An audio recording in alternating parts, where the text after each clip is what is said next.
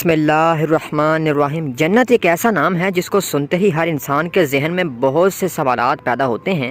جنت کہاں ہے، کیسی ہوگی، جنت میں کیا کیا ہوگا، حور کیسی ہوگی، اس سے تعلق کیسے قائم ہوگا، کیا نفسانی خواہشات ہوں گی، بچے کیسے پیدا ہوں گے، ہم بستری سے لذت کیسی ہوگی، مردوں کو حوریں تو عورتوں کو ہم بستری کے لیے کون ملے گا۔ حضرت ابو ہریرہ رضی اللہ تعالیٰ عنہ سے مروی ہے کہ ہم نے رسول اکرم صلی اللہ علیہ وآلہ وسلم سے عرض کیا، اے اللہ کے رسول صلی اللہ علیہ وآلہ وسلم، ہم کو جنت کے بارے میں بتائیے گا۔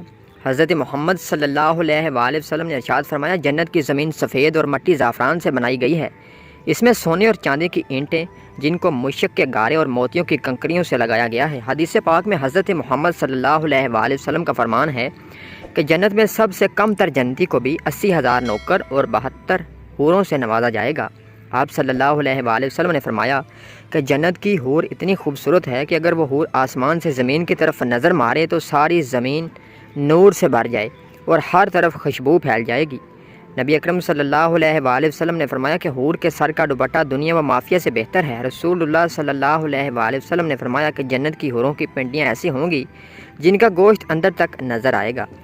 حضرت انس نے مروی ہے کہ رسول اللہ صلی اللہ علیہ وآلہ وسلم نے فرمایا کہ جبریل نے مجھے بتایا کہ جب جنتی آدمی حور کے پاس جائے گا تو حور اس کا استقبال کرے گی، تو جس انگلی سے چاہو گے تو حور کو پکڑ سکو گے۔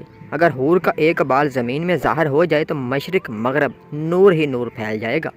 جب آدمی جنت میں اپنے بستر پر بیٹھا ہوگا تو اس کے سر پر ایک نور ظاہر ہوگا، اس کے ذہن میں یہ بات آئے گی کہ اللہ تعالیٰ اپنی مخلوق پر نظر کرم فرما رہا ہے۔ جب وہ اس نور کی طرف نظر مارے گا تو وہ ایک حور ہوگی، اس جنتی سے کہہ رہی ہوگی، اے اللہ کے بندے، کیا تمہارے پاس ہمارے لیے وقت نہیں ہے؟ یہ آدمی اس سے دریافت کرے گا، تم کون ہو؟ وہ جواب دے گی کہ میں ان حوروں میں سے ہوں جس کا اللہ نے تم سے وعدہ فرمایا تھا۔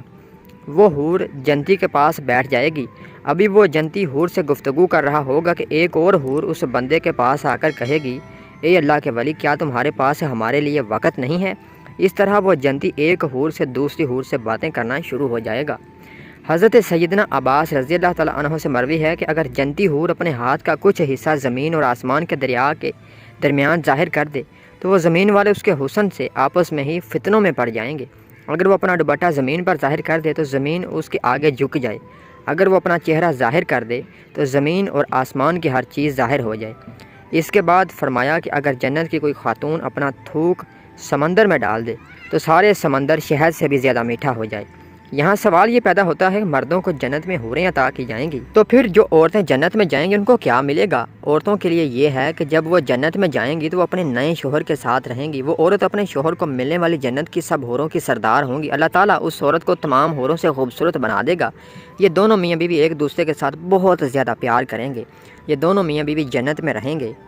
جو عورت کنواری فوت ہو جائے گی اس کو جنت میں اختیار دیا جائے گا کہ وہ جنت میں جس مرد کے ساتھ چاہے رہ سکتی ہے، اس کا نکاح اس مرد کے ساتھ کر دیا جائے گا۔ ایک عورت نے حضرت محمد صلی اللہ علیہ وآلہ وسلم سے دریافت کیا، جب کسی عورت کا شوہر فوت ہو جاتا ہے ہم اس کے بعد دوسرے سے نکاح کر لیتے ہیں، ان میں سے جنت میں اس عورت کا شوہر کون ہوگا؟ حضرت محمد صلی اللہ علیہ وآلہ وسلم نے فرمایا، اس عورت جس مرد کے ساتھ چاہے گی جنت میں رہ سکے گی، یعنی ان دونوں میں سے جس کے ساتھ وہ چاہے گی وہ رہ سکتی ہے۔